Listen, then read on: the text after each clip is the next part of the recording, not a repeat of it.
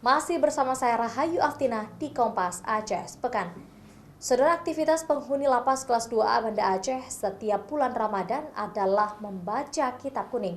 Uniknya, ratusan warga binaan kini mulai mampu membaca aksara Arab serta banyak yang mendalami tentang ilmu agama. Beginilah suasana pengajian kitab kuning bagi warga binaan lapas kelas 2A Banda Aceh. Selama bulan Ramadan, mereka rutin setiap pagi mengaji dan mempelajari kitab kuning. Belajar tentang agama, baik masalah hukum Islam maupun cara beribadah. Sedikitnya 30 napi yang sudah mahir membaca kitab kuning, namun tidak menyurutkan semangat bagi warga binaan lapas kelas 2A ini untuk terus belajar dan mempelajari kitab kuning.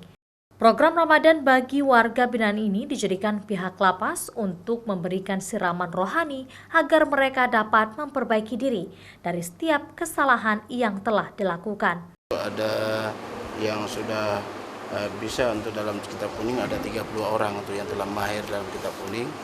Itu juga termasuk orang-orang yang terlibat di bidang narkoba, dan juga ada bandar narkoba yang dulunya tidak bisa ngaji dan dia telah belajar dengan baik sampai dia bisa untuk melakukan pembacaan dalam sisi hal kitab kuning ini. Memang itu kita diwajibkan seluruhnya itu dalam segi untuk meningkatkan pengetahuan, baik itu peningkatan di bidang keagamaan maupun di bidang spiritualitas dan juga di bidang karya. Karena ini merupakan lembaga pendidikan, lembaga kekaryaan, dan lembaga pembinaan. Mereka rata-rata terlibat dalam kasus narkoba, baik sebagai pengedar maupun pemakai, serta sejumlah kasus lainnya. Bukan saja belajar kitab kuning, mereka juga diajari tentang membaca Al-Quran, ilmu tajwid, iqra, hingga menjadi tahfiz Quran. Saya merasa sangat antusias untuk mengikuti program ini karena program ini sangat bermanfaat buat kita, khususnya warga binaan, terutama untuk memperdalam ilmu agama, khususnya kitab Arab, kitab kuning, kitab tajwid dan lain-lain sebagainya.